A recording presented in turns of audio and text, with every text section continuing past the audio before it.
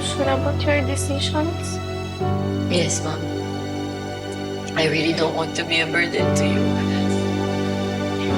Just contact the name here. He's from the embassy. I already told him about your story. He will help you. Thank you. Thank you. After you settle your problem, you can come back here if you want to.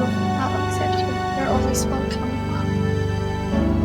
Thank you so much, Mom. Thank you. Here's your passport and your last salary.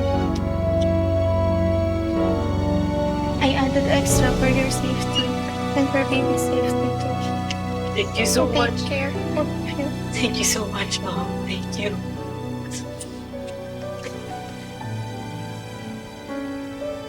I hope Allah returns all your good deeds for me. Thank you so much.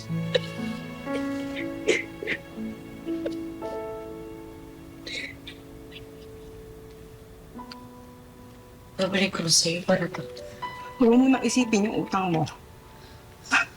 Ang mahalaga, makauwi ka sa atin. Sigurado ko. Hindi. Pero may choice ba ako? Mas kailangan mo pa yan. Sama ko naman kung sisingilin pa kita. Salamat, oh. Salamat sa lahat. Basta, kontakin mo agad yung taga-embassy, ha? Pag nagkaroon ng problema, tawagan mo agad kami. Ha? Pag nakauwi na ako, huwag kita sisingilin ng utang mo. Hindi na makakaligtas. Sige, sige. Ingat ka, baby. Ingat kayo.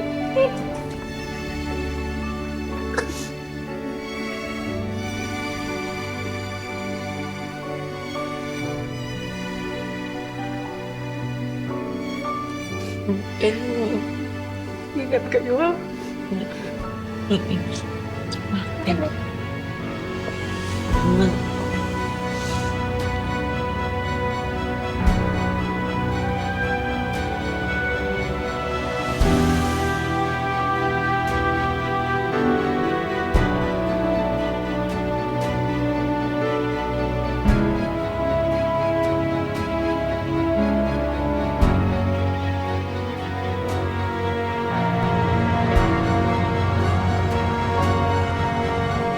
Yun!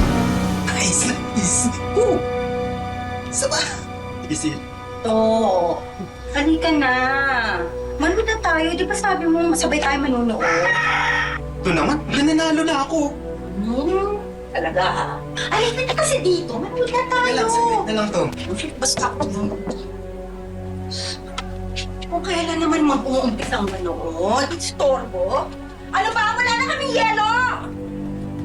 Ay, miss!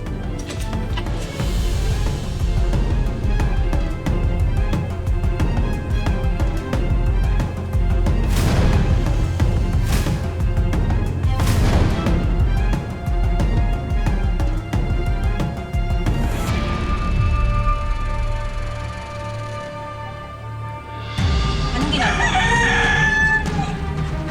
Bakit ka nandito? Kaninong anak yan?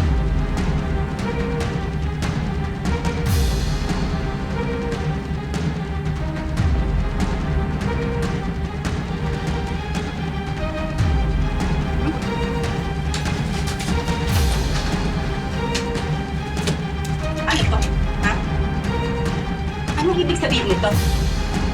Bebe, Diyos ko naman, Patricia! Hindi kita hinayaan pumunta ng Middle East para lang, maglande? Ha? Magbuntis? Gumaya sa akin? Napunta kita doon dahil gusto ko magtrabaho ka! Magtrabaho ka para sa pamilyang ito! Hindi yung babalik ka dito tapos ano, ha? Ano? May dala ka bang palamunin? Ha? Tama ba yun? Yung ba pinunta mo doon? Nasaan ang tatay niyan, ha? Nasaan ang tatay niyan? Wala. Hindi ko po alam. Hindi ko alam. So nagpadala ka sa disyerto, tumihaya ka doon para ano, ha? Para nagaguhin ka? Nung taong yon, nung karabong yon, kung sino man yon, ha? Malandi ka talaga, malandi ka! Nagpabuntis ka? Tapos ano, ha? Hinayaan mo na lang siya, nagaguhin ka? Tinsakuhan ka sa responsibilidad niya, ganun ba, ha? Ha? Nagpasasalang kayo, ganun? Ha? Kailan ka?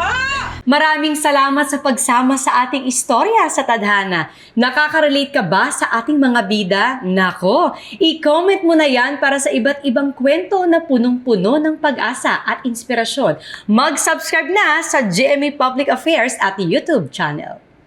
I-click na rin ang bell button para lagi kang updated sa pinakabagong storya ng Tadhana.